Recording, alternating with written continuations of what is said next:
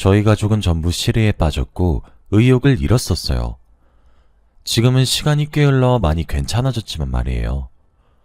그래서 그때 그 시절 이야기를 한번 해볼까 합니다. 제가 잃었던 사람은 저희 어머니였는데 다음 주가 저희 어머니가 돌아가신 지 5주기가 되는 날이거든요. 그래서 제가 한 사연이 하늘에 계신 어머니께도 닿길 바라는 마음으로 이렇게 글을 쓰게 되었습니다. 지금으로부터 약 5년 전 저희 어머니가 돌아가시게 되었습니다. 원래 건강하기도 했었던 분이셨는데 갑자기 아프시기 시작하더니 병이 순식간에 진행이 되게 되었고 결국 정말 슬프고 절망스럽게도 세상을 등지게 되셨어요. 저희 어머니는 생전에 받으신 유산들이 많았습니다. 외갓집의 막내딸이셨던 어머니를 외할아버지랑 외할머니가 다른 자식들보다 조금 더 챙겨주셨었거든요. 어머니가 돌아가시게 되자 그 유산들은 저와 저희 아버지에게 돌아오게 되었어요. 생전에 저희 어머니와 아버지의 금슬이 그리 썩 좋진 않았습니다. 이틀에 한 번씩은 싸우셨고 일주일에 한 번씩은 큰 고성이 오고 갔었어요. 두 분 다 성질이 좀 드센 편이었거든요. 그래서 정말 자주 싸웠어요. 싸우는 부모님을 뜯어 말리는 것이 저희 자매의 일상이었죠. 제게 위로 3살이 많은 언니가 있었는데 언니는 어머니를, 저는 아버지를 말렸어요. 항상이요. 결혼해서 분가하기 직전까지 말이죠.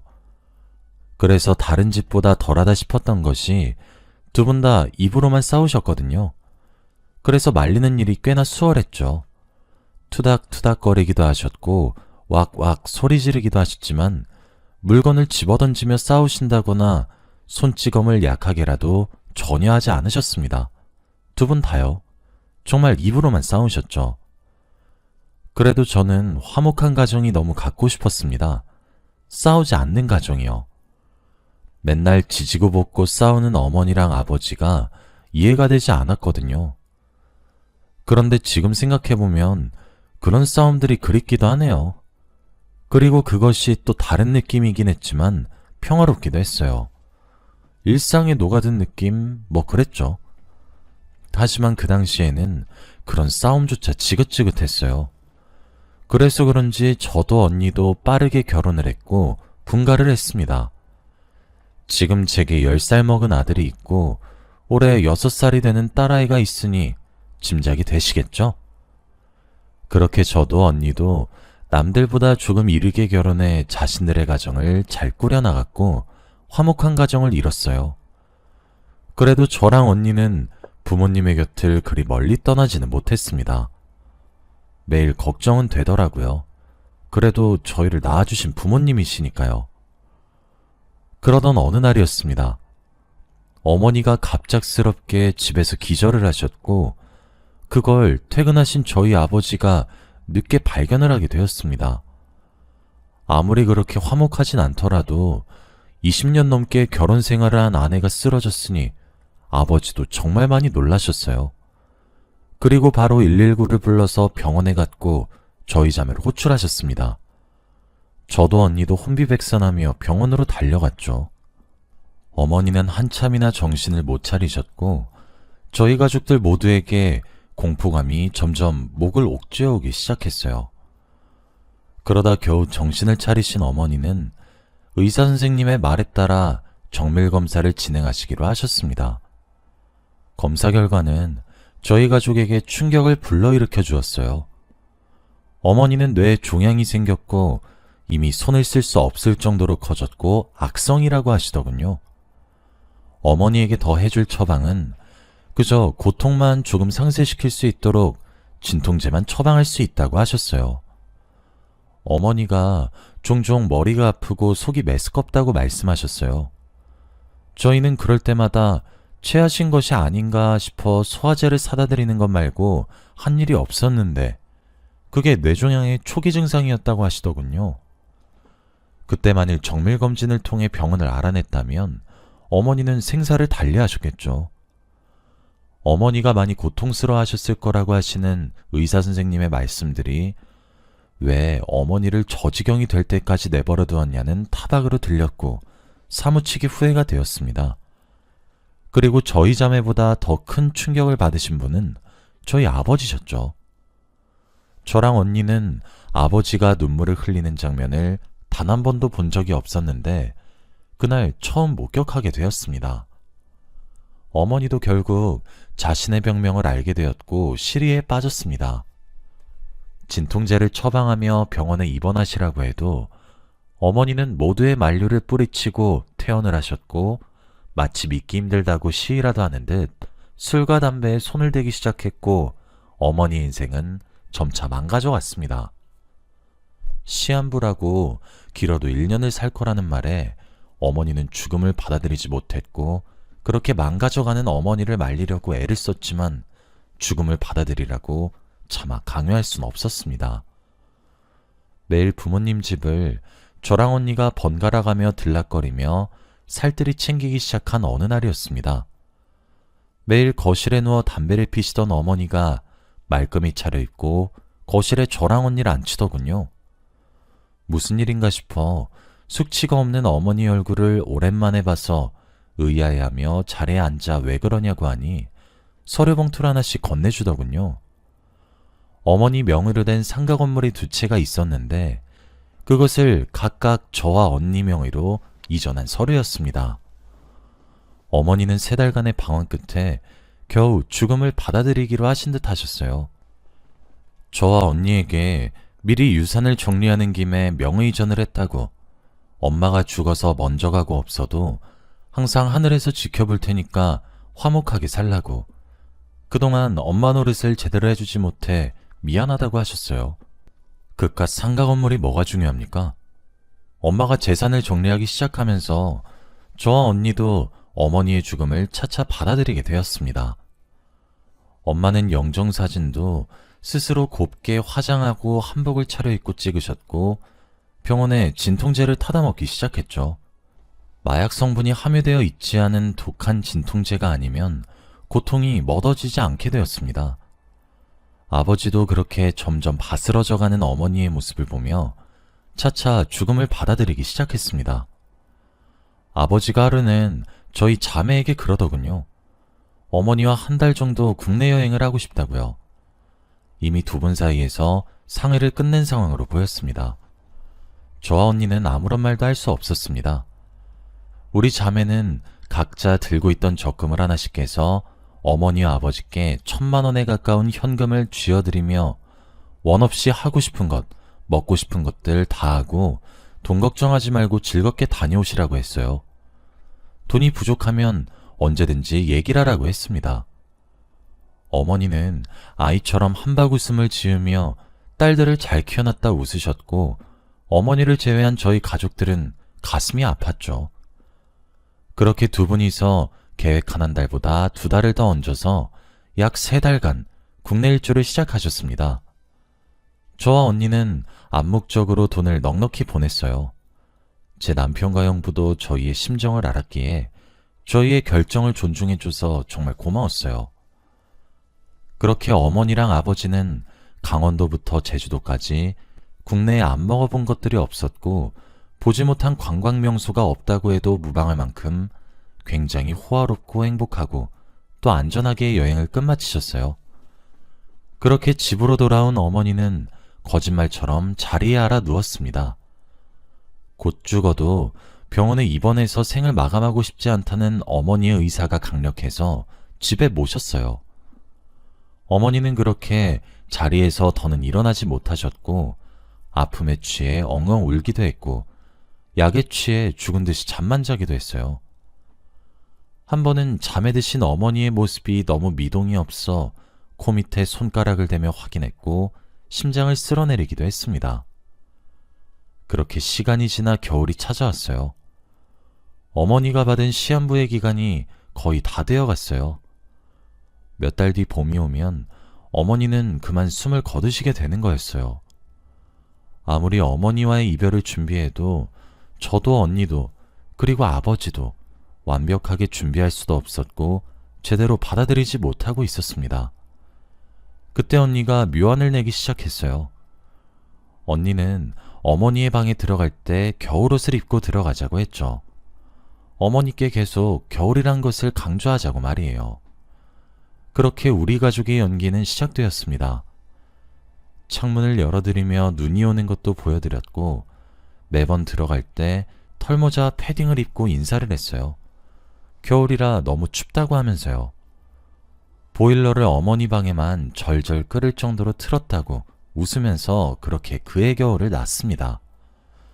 꽃이 피어나는 봄이 오고 무더운 여름이 오고 낙엽이 떨어지는 가을이 와도 저희의 연극은 계속되었어요. 어머니는 진통제에 취해 몸을 거동하지 못하신 지 오래되셨고 그렇게 속으셨습니다. 이번 겨울은 참 길다고만 하시는 어머니의 뇌에 자리 잡은 종양이 참 미웠고 저희들을 서글프게 했어요. 어머니가 요즘은 눈이 참 안 온다고 하면 제가 저희 신랑과 함께 윗집에 찾아가 양해를 구하고 들어갔습니다. 저희 사정을 이야기했더니 흔쾌히 허락해 주셨죠. 그렇게 어머니 방 바로 위의 자리에서 스프레이용 눈을 한참이나 뿌려대곤 했었어요. 언니가 엄마가 웃으신다고 잘했다고 하면 그게 그렇게 보람찼습니다. 언니의 계획은 엄마가 늦봄까지가 자신의 시한부 기간이라고 알고 있으니 시간을 겨울에서 멈춰버려서 죽음을 늦춰보는 것이었죠. 엄마는 의사가 선언한 1년의 시한부 인생보다 약 1년 9개월을 더 살다가 자는 잠에 돌아가셨습니다. 항상 쌕쌕거리고 숨을 헐떡이고 괴롭게 잠에 드셨는데 아버지의 말로는 뇌종양에 걸린 이후 가장 평온한 표정을 짓고 있었다 하셨죠. 그렇게 어머니가 돌아가시고 저희도 슬픈 마음으로 보냈습니다. 그리고 저희에게 변호사가 찾아왔어요. 어머니는 저희에게 상가 명의를 바꿔주시면서 유언장을 따로 작성하셨더군요. 유언장에는 상가는 아이들의 명의로 바꿨으나 자신이 가지고 있던 현금화가 된 재산과 집의 명의는 남편에게 준다고 적혀 있었고, 그러니 자신의 뜻대로 본인의 몫을 나눠 가지길 바란다고 적혀 있었어요. 그리고 아버지의 앞으로 짧은 편지를 하나 남기셨죠. 아버지는 편지를 읽다 도중 결국 눈물을 참지 못하시고 꺼이꺼이 우셨어요. 무슨 내용인가 하여 아버지의 편지를 가져와 읽었습니다. 여보, 저예요. 당신 아내요. 그동안 저랑 결혼 생활하느라 수고가 참 많았어요. 우리 참 많이 지지고 볶기도 하고 많이도 싸우기도 했죠. 그래도 나는 당신과의 결혼 생활을 후회하진 않아요. 당신을 만나 눈에 넣어도 아프지 않을 우리 두 공주님을 낳았고 잘 키워냈으니까요. 20년이 넘도록 나랑 그렇게 지지고 볶고 싸우면서도 가정에 충실한 당신을 내심 존경했고 대단하다 생각했어요.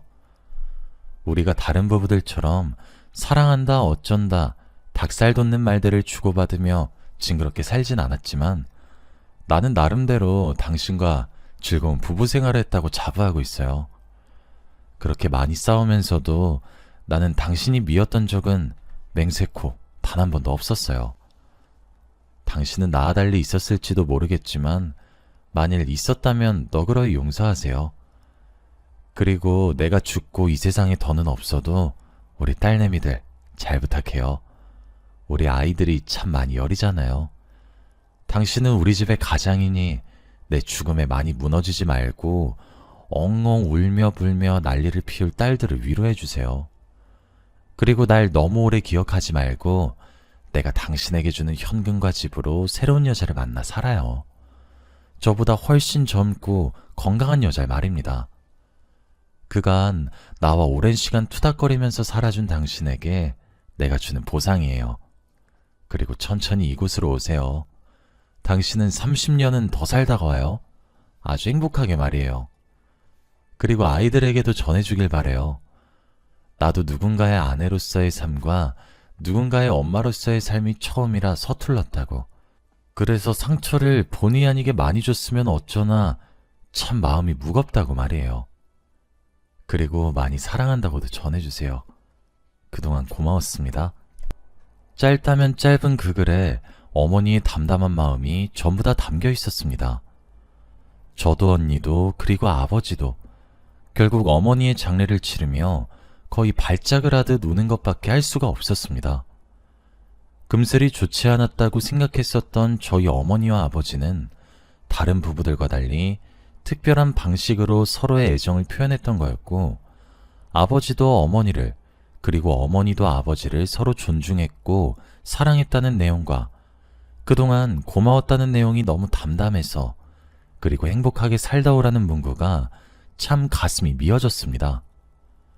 그렇게 저희 가족은 어머니를 보냈어요. 지금은 그로부터 5년이란 시간이 지났습니다. 아버지는 어머니를 잃은 이후 시름시름 앓으시면서 많은 후회를 하셨어요. 제게 그러시더라고요. 생전에 못해준 것들만 생각이 그리 많이 나는데 우리들이 보내준 국내 여행을 다녀온 기억으로 괜찮아진다고요. 아버지께서는 여행을 하는 내내 어머니를 위해 맞춰줬고 그렇게 행동을 했었다고 합니다. 그래서 그거라도 해주지 않았음 미안해서 어떻게 살았겠냐 하셨죠. 그 말에 저랑 언니도 얼마나 다행이라 생각했는지 모릅니다. 그렇게 한참을 앓으시다 어머니의 죽음을 완전히 받아들이셨는지 자리를 훌훌 털고 일어나 생활하시기 시작했고, 동호회도 가입해 친구분들을 만나시기도 했고 놀러도 다니시기도 했죠. 그리고 지금은 어떤 여사님 한 분을 만나고 계십니다. 만나신 지는 한 1년이 조금 안 되신 것 같아요. 남편이 제게 하루는 물은 적이 있어요. 장인어른이 밉지 않냐고. 장모님이 돌아가신 지 얼마나 되셨다고 여사님을 만나는데 안 싫으냐고 말이에요. 제가 그래서 이렇게 질문했어요. 여보는 만약에 나이를 먹고 새로운 사람을 만났어? 그럼 그 사람이 좀 재정적인 여유가 있는 사람이면 좋겠어? 아니면 쪼들리며 살았으면 좋겠어? 그렇게 생각하면 조금 여유가 있는 사람이길 바라지. 전 남편의 대답에 이렇게 말을 했어요. 그래, 그래서 우리 어머니가 돌아가시면서 상가 건물을 제외한 모든 재산을 아버지께 드린 거야. 여유 있는 사람이 되어서 당신이 죽고 없는 세상 몇십 년은 더 살다가 올 건데 외롭게 살지 말라고. 아버지가 우리에게 손을 벌린 것도 아니잖아. 본인이 어머니께 받은 것들과 원래 가지고 계셨던 돈 이용해서 새로운 사람 만나는 것 뿐이야. 원망을 할 필요가 없지. 그래, 뭐 돈만 보고 접근한 여사님일 수도 있어. 함께 보는 자리를 마련하지 않아서 만나보지 못해서 모르겠지만 말이야. 그래도 난 괜찮아. 그때 아버지가 재산을 다 날려도 나랑 언니가 물려받은 상가 건물 있잖아. 그걸로 아버지 다시 보듬으면 돼. 하지만 우리 아버진 그러시진 않을 거야. 현명하시게 생각하실 줄 아는 분이니까. 아버지가 아버지 재산 사용하는 건데 그 권리는 본인에게 있는 것이고, 나랑 언니 둘 다 이만큼 두 딸내미 결혼도 시키고 가정 다 꾸리게 다 도와주셨잖아. 그래서 나도 언니도 더는 아버지에게 희생 바라고 싶지 않아. 그저 남은 생을 어머니가 남기신 말씀처럼 그저 행복하게 살다가 좋은 일들만 겪으시다 가셨으면 좋겠어. 그러니 아버지가 밉지도 않아. 물론 결혼하신다거나 그러시면 나랑 언니에게 새어머니가 생기는 거니까 조금 고민이 되겠지. 아직 우린 어머니를 전부 보내지 못했으니까. 하지만 아직 닥쳐온 문제도 아닌데 미리 걱정하고 싶지 않아. 그러니 아버지가 밉지 않을 수밖에 없지. 제 말이 끝나고 남편은 저를 꼭 안아주면서 우리 아내 마음 넓은 것 봐. 나 진짜 결혼 잘했네. 하고 토닥토닥 해주더라고요. 저도 언니도 이제 어머니의 부재에 점차 익숙해졌고 아버지도 마찬가지가 되었습니다. 그래도 여전히 아버지는 어머니의 기일이 다가오는 날이 되면 많은 사색에 잠기시는 듯 하기도 하고요. 또 아버지의 지갑에는 어머니가 유언장과 함께 동봉했던 짧은 편지가 항상 한켠에 자리 잡아 있어요. 저와 언니가 바라는 작은 소망은 이제 아버지도 다 털고 일어나시길 바라는 마음 하나입니다. 또 어머니가 남기신 마지막 말씀처럼 아버지가 더 이상 외롭지 않고 저희도 가슴 졸이지 않게 좋으신 분을 만나서 남은 여생 본인만을 위한 인생을 살았으면 좋겠어요. 요즘은 아버지에게 종종 행복하게 사시라는 말을 건네어드리면 아버지는 그냥 허허 웃기만 하고 아무런 말씀도 하지 않으시죠. 이제 어머니의 길이 다가와서인지 유달리 어머니가 참 많이 그리운 나날들이에요. 어머니는 그곳에서 행복하시겠죠? 여러분들도 항상 부모님께 효도하세요. 그렇게 싸우고 속을 썩이고 그러다가도 돌아가시고 나면 눈물 짓는 사람은 저희 자식들이거든요. 저는 또 그러지 않기 위해 아버지와 더는 싸우지 않습니다. 여기까지가 제 이야기였습니다. 긴 이야기 들어주셔서 고맙습니다. 여러분들의 가정에도 항상 행복만 가득하시길 바라겠습니다. 안녕히 계세요.